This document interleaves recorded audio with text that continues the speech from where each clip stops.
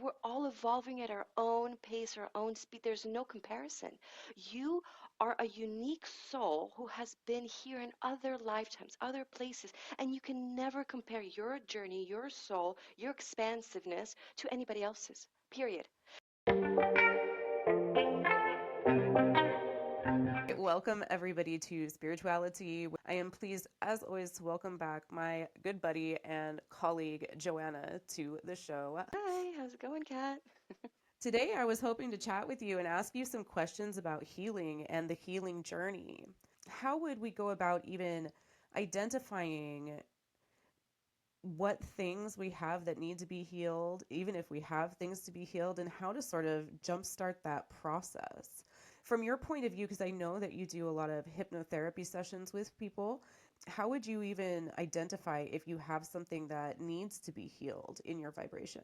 It's a really fantastic question. Even in myself, when I was much younger, I didn't even know, and not until like, I don't know, maybe less than 5 years ago. One of the more obvious ones is the triggers. That's the obvious one. If somebody says something to you and you have a response, something brings up an emotion that is not comfortable, that is not of a let's just put higher vibe, that is a sign that that is something that still needs to be healed. Like, let's say if somebody asked you about an ex and you have a reaction about it, it's a reaction or response to that. That means there's components of that that is not healed. And you can get into it by asking which part. Say, hey, when I mentioned this, do I have a response, some kind of reaction, right? Or whoever, or a job, or family member, or situation, anything, even about yourself, you know? And that's the most obvious one. Then what about you, Kat? How do you feel? I had been contemplating it recently, wondering whether or not there was a correlation between, like, let's say that you have a manifestation that you're working on or something that you really want to achieve, accomplish, or manifest into your life.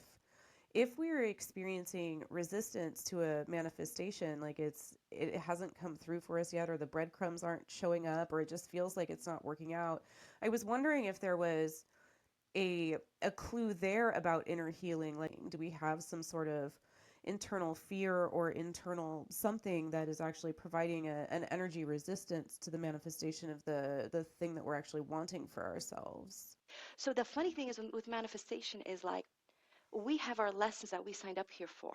And that lesson will continue to show up in your life, regardless of where you are in your life, because you signed up for that lesson. So when you realize, let's say you have like a money block, or some kind of block in relationships, from, let's say, opening your heart or something, it's always going to pop up and show itself, and it's going to frustrate you for a reason. It's going to show you of what's holding you back. Let's say like a money block. What do you think about money?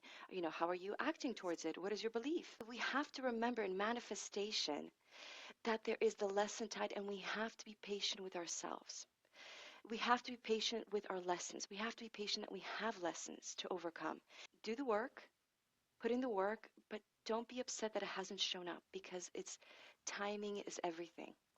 What do you think, Kat, about that? Hmm, I don't know. I have thoughts and feelings about the whole um like universal lesson plan sort of a structure to things. I believe that free will reigns and that we set up our own sort of ideas about what we want to do when we come here. And I do think it's possible that, like many people, the whole reason they manifest physically is because they're hoping to cultivate some kind of experience for themselves.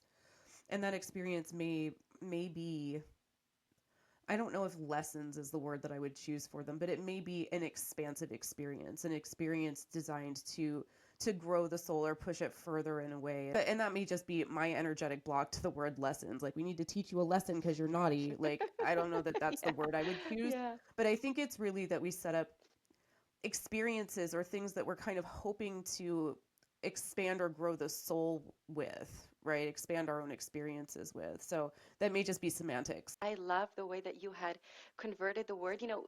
Just a quick thing I just want to mention. I know we had an episode where we were talking about changing the words, by the way. And that Yeah. word of expansive experience, I absolutely love that.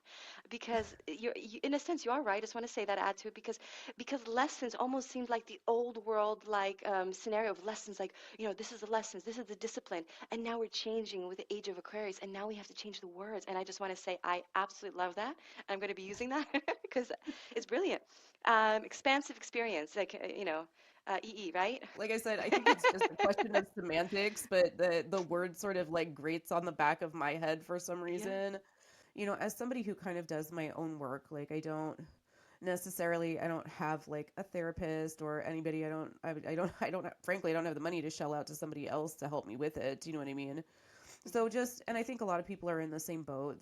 Therapies and things like that can be expensive, cost prohibitive. So as somebody who's going through their sort of their own journey, like how would you narrow down the field of what it is you need to work on?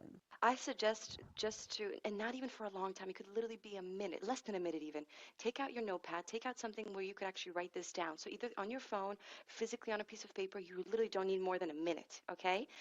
Sit down and just think in you just that one day. It could be one day or a few days if you need to think back to a few days. Write down any triggers you have had or any emotions that had passed through you that were not comfortable. Going, I responded this way to when this happened. Like in your mind already knows that like this was off, this wasn't aligned. So I really suggest that. And then look back on your list and look at the scenario. And when you look back on the scenario, you go, okay, this experience happened. The harder part to do is saying, oh, this trigger was related to my childhood because of mommy and daddy and this and this. That's the harder part to do. That's what we do hypnotherapy. But on a conscious level, we actually don't know that. We won't. To be real with you, we won't. Actually just going, this is my situation, and let me name things, really like anything. What can I do to make the situation like improve upon the situation? If this were to happen again in a different way, what can I do? Can I just step back and breathe? Can I just go for a walk? Can I just take a moment to myself and like just, or something and go, okay, this is what's happening. And then breathe. Because when we just get in the state of just clarity and just like stillness in our minds, the answers come. The answers come either through our own intuition, our own higher self, or even angels and guides and different things, or even signs and synchronicities. They'll show you, but you have to stop, because when you're in that situation where you're not feeling comfortable, you're blocked. Stop, okay? Stop, you write it down, and then after you write it down, just look at it going, from this situation, how can I just improve upon it next time? That's all you can do. From a hypnotherapy standard, it's about actually tracing, going back to an event, because we don't know that. That's the thing. It's a subconscious Yeah. thing. And if you do want to know that, then I recommend maybe doing some YouTube videos about putting yourself in a hypnotic state and actually thinking of that event, actually looking at it, reading on a piece of paper, putting on your headphones, laying there, and just asking yourself to bring that forward to you, and then go into the hypnotic state, and they'll come to you in visions. It's interesting that you brought up like the journaling or writing stuff down as part of something that can be done to start identifying things. Like I started off like I had been writing out actually affirmations, and I started to notice when certain ones I would write down, they just they didn't feel as true. So if I was writing out like I have a great relationship with money, I'm always attracting abundance, and that felt Mhm. fine. It was like, yep, I believe that. But then if you write down something like I'm gorgeous and everybody loves me, and you're like, oh, you can almost feel when you're writing something, like the act of writing it down, of physically Yeah. writing out the affirmations was almost really, it was kind of like a pointing in the direction of things that needed healed, because I could tell when I was writing things that I didn't actually believe. It Yeah. felt different. And so maybe that's a good, like you can put a little check mark next to whatever it is that's like, oh, I can feel that I didn't actually quite believe that one when I wrote it down. So there's some sort of resistance or something in that affirmation, like this is how I want to feel, but I can tell that I'm not there yet. Do you know what I mean? There's something that needs to be Exactly. worked on. That's interesting. Biggest thing to take back, I think, from this, honestly, like for just my perspective, is always be kind to yourself, because we can be our own worst critic. It's like when we kind of do this, this reflection upon ourselves and our lives and what to improve upon, self-improvement and all this stuff, right?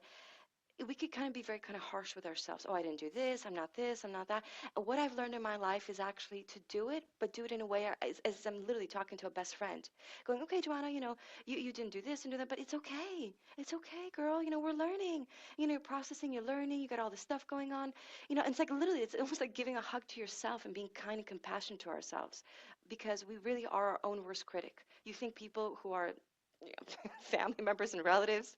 No, I think we can be our own worst critic. So I just want people to take that back.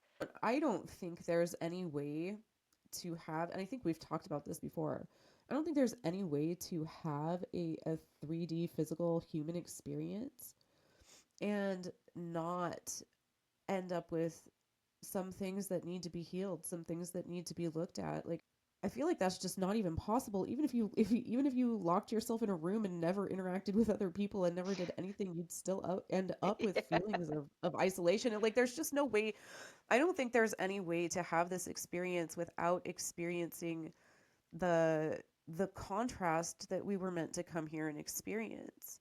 And so it's all really a self-awareness piece rather than anything to beat yourself up about. As a matter of fact, it's kind of interesting. Like I almost, when I was going through and doing a bunch of work like this, it was almost more interesting and analytical than it was emotional, at least at first, until you start getting into why you feel that way. But it was like, wow, I didn't even know that I had resistances to certain things or that I had blockages or that these things were creeping up in my life. It's self-discovery is an interesting and fun journey. At least that's the way I chose to look at it when I was doing it rather than being harsh on myself about the past or about where I was spiritually. I do think that people have a tendency to judge themselves harshly and you know, I mean you're on here on YouTube as well. You can hear there's a lot of awakening or are you ascended or what stage of ascension are you at? And so it's we've almost kind of created this hierarchy system that lends itself to judgment or self-judgment. But I don't think that that's useful way to assess a spiritual journey. I mean, you can speak on that if you want. Like, what do you think about that?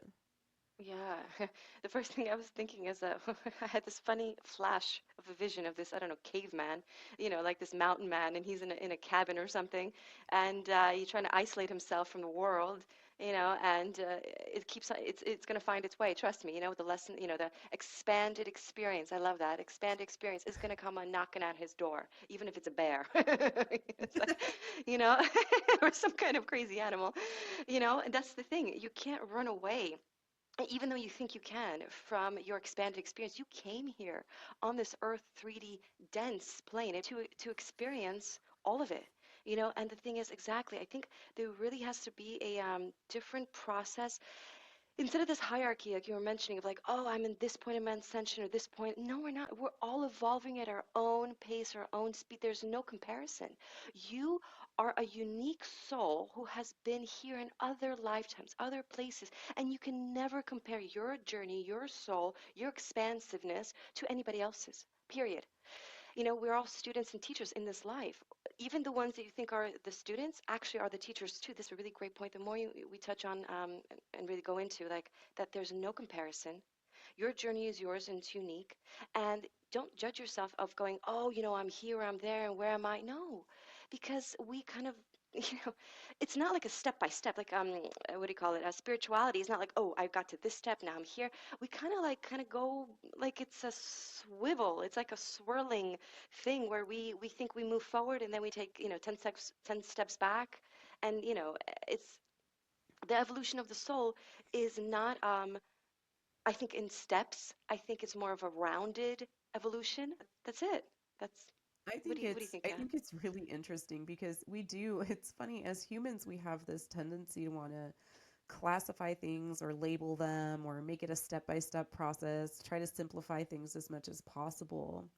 And the actual the knowing that I get on it or the feeling that I get on it is really that there isn't any way to do that with the soul's journey because at some level all souls, all of us are all extensions of source energy or God if you prefer. So no one of our experiences is exactly the same. No one of our journeys is exactly the same. There's no step by step process to it because the whole point is the individuality of experience. why would source energy or God split off into so many different sections of self, so many different souls to experience and expand, hoping that we would what all follow the same step by step process? Yeah. I don't think that's how it works. Like it's all intended to be unique and individual and diverse and expansive. Like that was the whole point of creating it. And so I think to try and take it and organize it into an ascended structure or some sort of we're all trying to reach the same endpoint or we're all trying to have the same steps is I don't to my understanding of how things are working is that isn't how it works or even the point of it. Everybody's going having a unique and interesting unfolding of their very own. Exactly, Kat. And like when I had channeled God, one of the main things he said to me, it's not a he, she, it's an omega. It's like he, she, for me, I'll give you an example. So I'm a total weirdo because I see the way that I see. And I used to judge myself a lot because it's like a comparison thing that we do. Who am I going to compare myself to? I can't. I really can't because we shouldn't even. And the more that we go, hey, these are my traits, these are my qualities, and I'm uniquely my own little weirdo, like everybody else really is, even though they say they're normal, they're not. And we have to embrace really all that we are and embrace the experience, you know? So talk me through it a little bit, the process for healing. Like once we've identified or once you've identified with somebody where there is a point of healing, like what does the healing process look like um, for you if you're helping somebody through it? So the healing process, and I have to get like a just a little disclaimer. This whole thing of like, oh, the healing journey could be kind of uncomfortable at times. And that's why people don't really want to go even into it and they block it off because that means it could come with tears. It could come with emotions that are going to come up that we do not like. Not always, but that's why people kind of try to avoid the healing journey is because emotions are going to come up that you're not going to probably enjoy. So when I have a session with a client, if the emotion of that experience, that event that we kind of go back to wherever that trigger came from, we go back to the situation and emotions come up. They could get like angry or cry or something, and I let them like let it out, but to a certain degree because you don't want them to live in that space. You just want them to release it and then okay and then eventually stop and go, okay, what did we learn from this? What can we get from this? This happened to you for a reason, I promise you that. Just be aware of that. Have a box of tissues just in case. And it would be, I really just recommend, just find a friend or even online, somebody for free. You could get somebody like where you actually call a hotline, for free. They have them all over the world, and you really are going through some tough times, and you don't have the money to get a therapist. You don't maybe have a friend that you could trust. Then go to the Google pages and type in, hey, whatever hotline for free that could help me out, just to listen to me. Because they're trained too. So there's so many avenues, right? And first, you have to let it out. You can't let the emotions sit inside of you. Do you know what I mean? You need to scream into a pillow. You need to go and, I don't know, break something without hurting yourself, in a safe space, whatever it is. But you have to let the energy be released. I dance. That's what I do. I dance. Or I Mm-hmm. do something active like working out. So number one is letting it out, even crying, right? Crying. And then then I do recommend stopping, taking a deep breath in, collecting yourself and going, okay, I feel better. It's released out of my body because if you contain that emotion inside your body, it can become a disease. This is where the diseases stem from. When that emotion is locked inside of somewhere in your body, it goes into an organ and then you're affected. It becomes stagnant, it becomes a disease. Like, I do I do think that people tend to avoid expressing negative emotions because we are heavily socialized in this society that that anger is bad or sadness is bad. We kind of associate these sort of emotions with weakness, and other people often feel uncomfortable witnessing it. Do you know what I mean? And so mhm. and we're taught to be respectful of other people's feelings and respectful of other people's boundaries. Like we don't nobody likes a trauma dump. You know what I mean? Nobody likes somebody trauma dumping on them. And so we sort of get I do think that people tend to hold back on fully expressing their emotions because of the judgment that can be placed upon even having those emotions to begin with. You know, somebody who's having a temper tantrum, like your daughter, or, you know, God knows we judge adults even more harshly when they're throwing a temper tantrum, right? Um, Yeah.